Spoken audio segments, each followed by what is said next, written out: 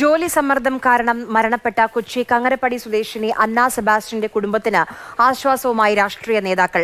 അന്നയുടെ മരണം പാർലമെന്റിൽ ഉന്നയിക്കുമെന്ന് രാഹുൽ ഗാന്ധി മാതാപിതാക്കൾക്ക് ഉറപ്പ് നൽകി. തൊഴിൽ ചൂഷണം നടത്തുന്ന കമ്പനികൾക്കെതിരെ നടപടി ഉണ്ടാകുമെന്ന് കേന്ദ്രമന്ത്രി സുരേഷ് ഗോപിയും വ്യക്തമാക്കി. My child is not here now to hear all this. You should have told her when she was alive that she was doing well.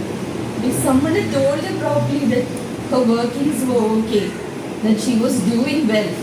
20 മിനിറ്റോളം നേരമാണ് രാഹുൽ ഗാന്ധി അന്നയുടെ മാതാപിതാക്കളുമായി വീഡിയോ കോളിൽ സംസാരിച്ചത്.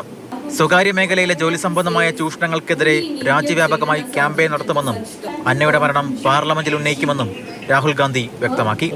21ാം നൂറ്റാണ്ടിലും തൊഴിലാളി ചൂഷണമാണ് രാജ്യത്ത് നടക്കുന്നതെന്ന് പ്രതിപക്ഷ നേതാവ് വി.ഡി. സതീശൻ.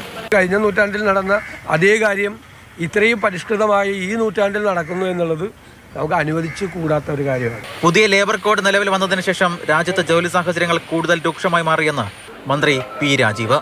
അന്നയുടെ അമ്മ കമ്പനിക്ക് അയച്ച കത്ത് പലരുടെയും കണ്ണ് തുറപ്പിക്കുന്നതാണെന്നും മന്ത്രി. അതിനുശേഷമാണ് അവരെല്ലാവരും ഈ അനുഭവം മനസ്സിലാക്കി ഇങ്ങനെ ഒരു മെയിൽ അയച്ചത്. യഥാർത്ഥത്തിൽ അത് വലിയ തോതിലുള്ള ഒരു കണ്ണു തുറക്കലായി, ഒരു ഐ ഓപ്പണറായി മാറിക്കഴിഞ്ഞിട്ടുണ്ട്. അന്നയുടെ അവസ്ഥ ഇനി മറ്റൊരാൾക്കും ഉണ്ടാകരുതെന്നും വിഷയത്തിൽ കേന്ദ്രമന്ത്രി എന്നതിനപ്പുറം ഒരച്ഛൻ എന്ന നിലയിൽ ഇടപെടുമെന്നും സുരേഷ് ഗോപി. അന്ന വിൽ ബി റിസൗണ്ടിങ് ഇൻ പാർലമെന്റ്.